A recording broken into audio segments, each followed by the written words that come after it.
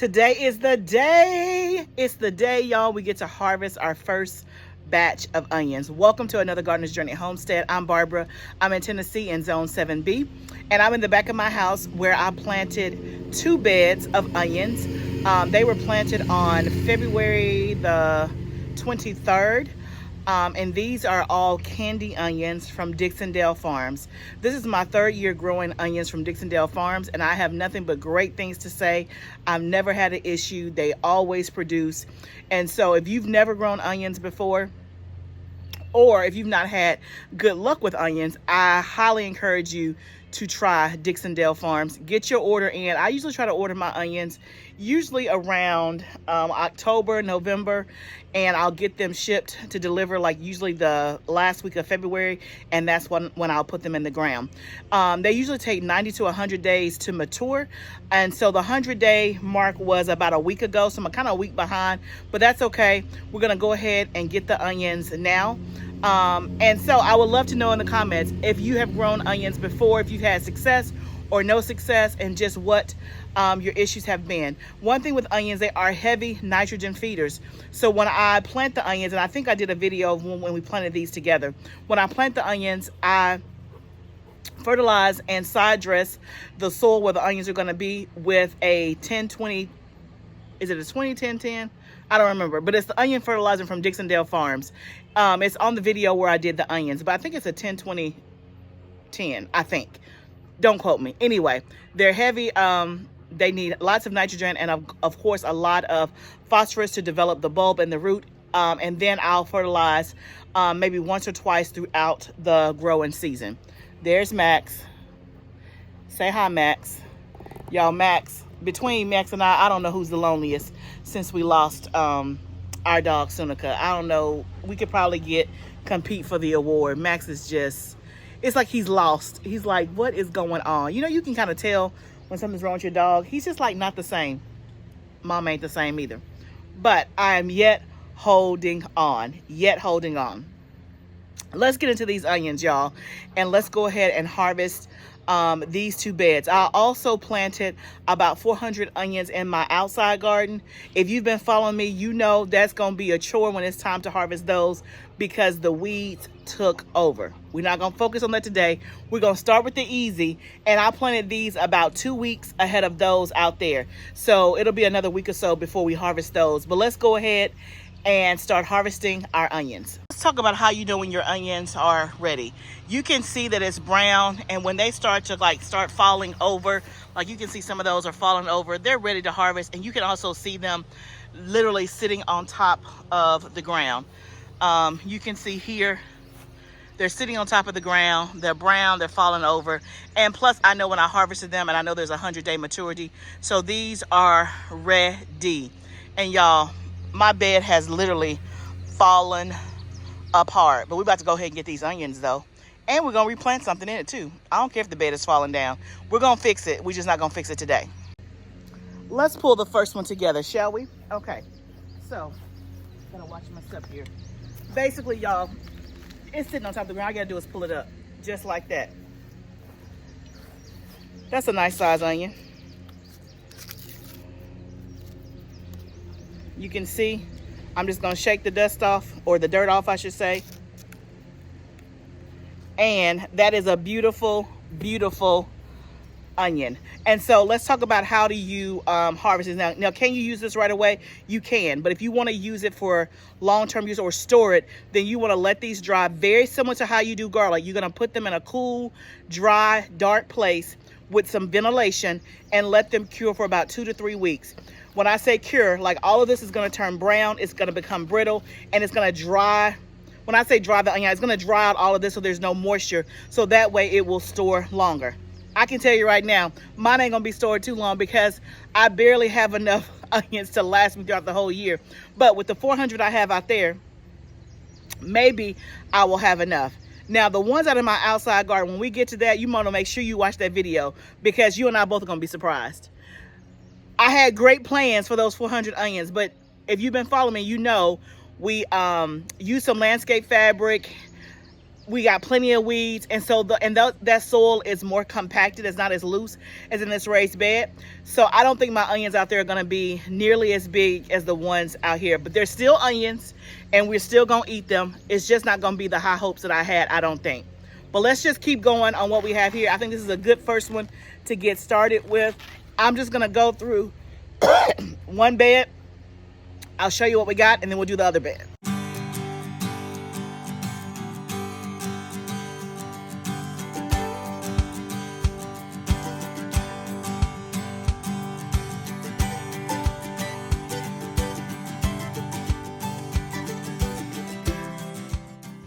Y'all, look at all the onions. There's a whole bunch of weeds in the bed, but they're coming up pretty easily. I'll clear the bed out, and I have a volunteer tomato plant too. But that's 40, almost 45 onions. I think that's 44 onions. They're all a nice size, except I have two that are small that you can tell like where I crowded it in the middle, and they just didn't have enough spacing. But they're pretty much all this size or bigger. So you can kind of see that's the size of my hand.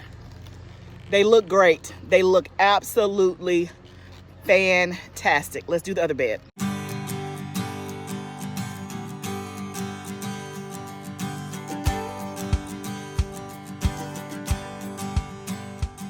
Okay, that bed is all done. It pulls up so easily. So we have that and we have that. And this bed is about 50 onions. They are, I would say 75% of them are a big size like the ones I've showed you, and then 25% I would say are more medium, just because there were more in this bed and I planted some of them close together. Typically for onions, you know, and I started with onion starts, not seed. So I got the starts from Dixondale. You can go back and watch the video to see what size they were. But basically, I usually plant my onions 6 to 8 inches apart. Anything less than that, you're going to get a smaller onion. So you can get more onions in a bed, but if you want the bigger bulb size, then obviously the more spacing you have, the better it's going to be. So between these two beds, we have 93 onions, which is great. I can tell you that's not enough for my family for a whole year, which is why we did the onions in the outside garden as well. I would encourage you, like if you have not ventured into onions, definitely do it, because if you cook in the kitchen, if you're like me, you're always using onion, garlic, and peppers every single week. And so it's one of those things, instead of you having to buy from the store, you can grow it yourself. I want to say for Dixondale, you get a pack, I think it was like maybe between, I would say $13 to $15 for like a bundle of starts. And in the starts, there's like probably, I think they advertise that you get at least 50 to 60 starts, but on average, I was getting like 90 to 100 starts in one bundle. So if you think about it, you're getting 100 onions for like $15.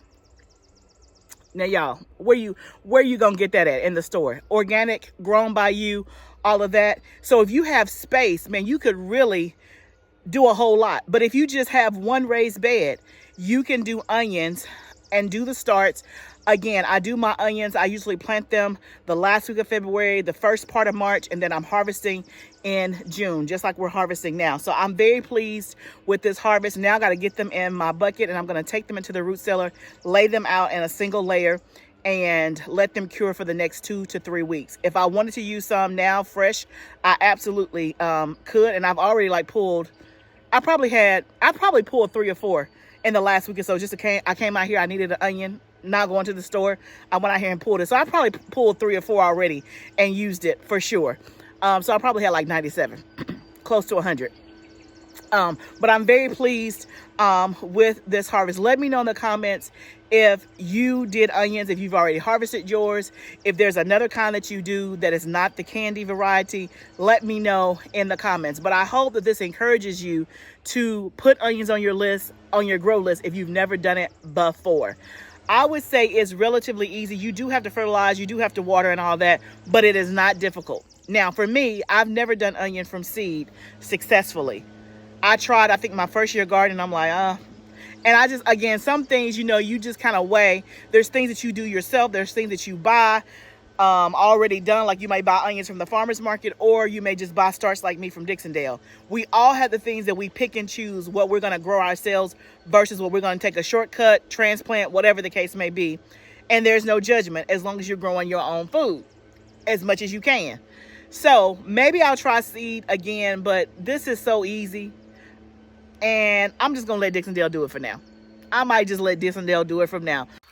Okay, y'all, it's another day. And now that we have harvested our onions, we ended up putting them in the root cellar. We used one of the shelves that we use for seed starting, and we just have them placed all along there. That fit, all 100 fit pretty perfectly. I don't know what I'm going to do when I have to harvest the 400, but got my gloves on wrong. We'll cross that bridge when we get to it. But now I got to weed these beds where we pull the onions. Like I said, in the back of my house with these raised beds, this is where I deal with weeds the most. These beds have been here for 4 years, and we put landscape fabric on at the bottom. But after 4 years and growing stuff, and I think when my husband and son cut the grass, I'm just convinced that weed seeds or something get in here, and that's why I have weeds, because I don't deal with weeds like this in my tunnel, and I don't deal with weeds like this in my outside garden. It's especially things that are covered. So anyway, let me turn the camera around. We're going to weed these beds, amend them, and get to planting.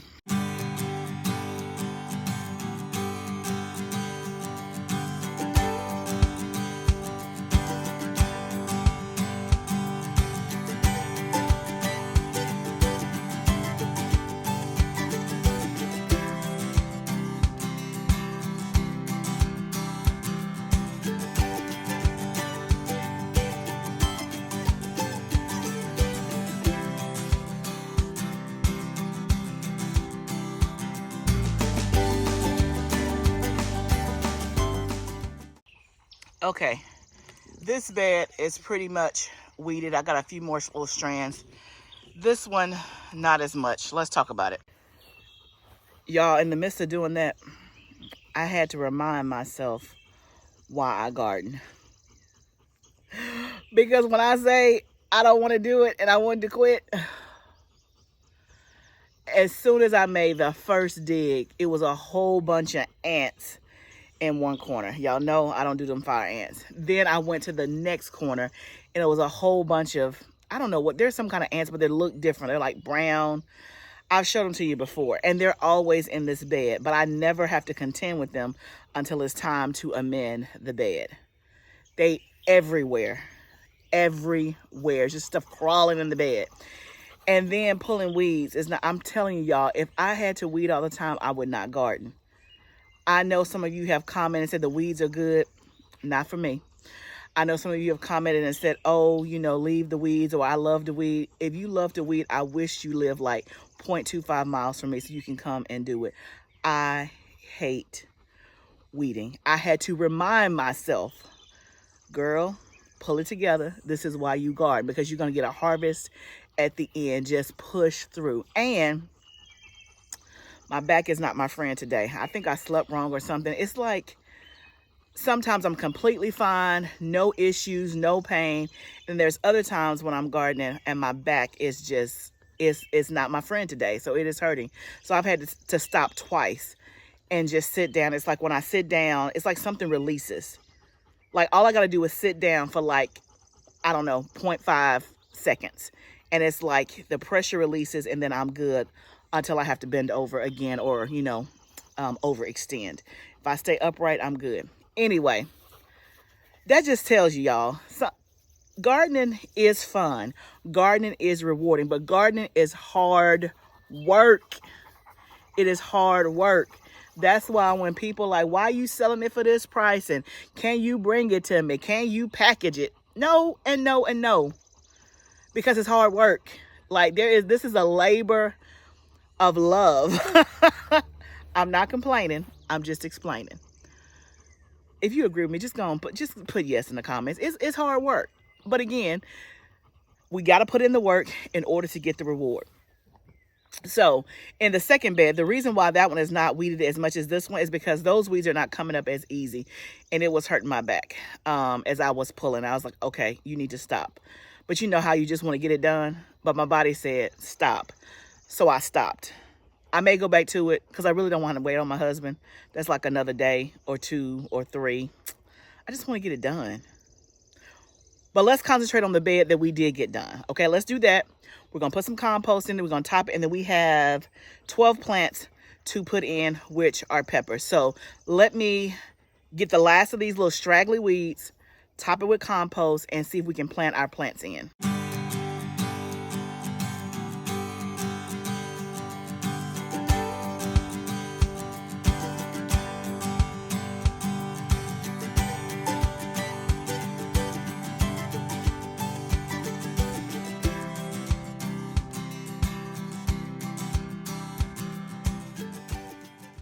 Okay, guys, we have it amended. The part we left on purpose because I'm not fooling with those ants. They can have that corner. This corner over here, I'm gonna avoid planting. I'll let my husband plant something there. I just covered it with compost. They on top of the compost. They can have it. I'm not fooling with it.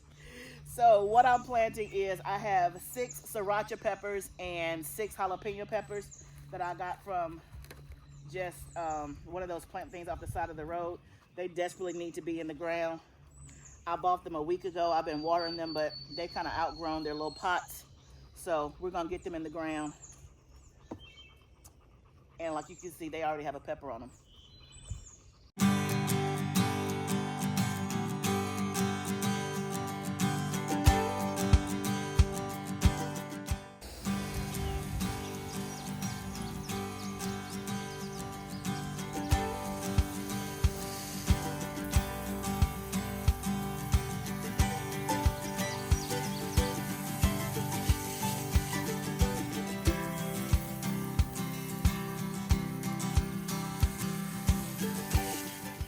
Okay, y'all, we got it done. So one bed that I didn't finish weeding, it did not get done. I wanted to get my husband to help me or wait until my back is cooperating. It is not cooperating today. But we did get one bed done with peppers. So I did 6 sriracha peppers on the right-hand side.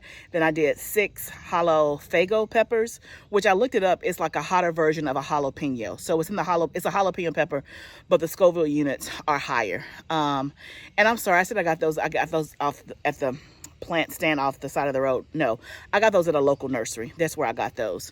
So they had buy one get one free, and so I got 12 plants for $5.99. So basically 50 cents a plant, which is not a bad deal. So if you still are in the need of plants and you want to get transplants because it's too you don't want to wait to direct sow because of something that has a longer maturity, then I would say hit up your local nurseries and all that, because this is the time of the year when they start to have sales because they're trying to clear out, because they know that people have already planted and they won't be buying it in bulk, right? So it was buy one get one free, which is why I got it. I had not necessarily decided to put peppers back here, but I can't have enough peppers. And then my sriracha peppers I want to use for sriracha sauce. Last year I made sriracha sauce from my jalapenos that turned red. And I only got 1 bottle of sriracha sauce because I used most of my jalapenos for jalapeno salt. That sriracha sauce was so good, and I have been fiending it since then. So my plan is to make a lot of sriracha sauce this upcoming summer. So I got sriracha peppers because I don't know if they're different than jalapenos turned red or they're the same. If you know, put it down below. But they're labeled sriracha peppers. We also started some from seed that are out in the garden. I got to figure out where those are and look at my tags. But I just bought 6 more because I want to make sure that I have plenty. And I'll have to make sure, because my husband, he loves to harvest. I have to make sure he knows, do not harvest that side until it turns red, because it looks like a jalapeno. So he'll be out there just, going for it. And they already have peppers on them, but I'm letting them turn red so I can have me some sriracha sauce. It was so good, and I only got 1 bottle. That was it. So I cannot wait to have more. But we did get something accomplished. We got our onions harvested, about 100 onions harvested from the back of the house. We have them put up in storage. We're keeping an eye on them because sometimes the humidity in the root cellar can be a little tricky, especially this time of the year. And I owe you guys such a root cellar tour. It has been over a year since I even showed you the root cellar. I am going to do one, I promise, at some point. It may be the fall, but I'm going to do one. I'm going to tell you and catch you up on why I haven't done a root cellar tour and what's been going on with the root cellar. But that's a topic for another day. But we do have the onions in there. We have the garlic in the garage. We're tapped out of space, so I need that stuff to cure so we can cut the tops of it off, and then they'll be easier to store because they'll be in a smaller package, so to speak. They'll just be the bulb of the garlic versus, you know, this long, taking up a lot of space in the garage. But we got our onions harvested back here. We got one bed halfway done. I also direct seeded some sunflowers in the very back of the bed, just for beauty, just to see. And I got to decide what else I'm going to put in the bed with the peppers. I haven't quite decided yet. I think I'm going to do more green beans, depending on how the other ones do with the sweet potatoes. I really wanted a full bed of sweet potato slips, but y'all, have not been able to find any more sweet potato slips. I've gone to like 3 places. I have not been able to find any more. And so I'm pretty much running out of time. So I only may have 11 sweet potato slips this year. And I guess we'll go with what we have. I had 12, but one of them that I planted has already died. So we'll just go with what we have, and then we'll readjust. And I still have one bed left to plant.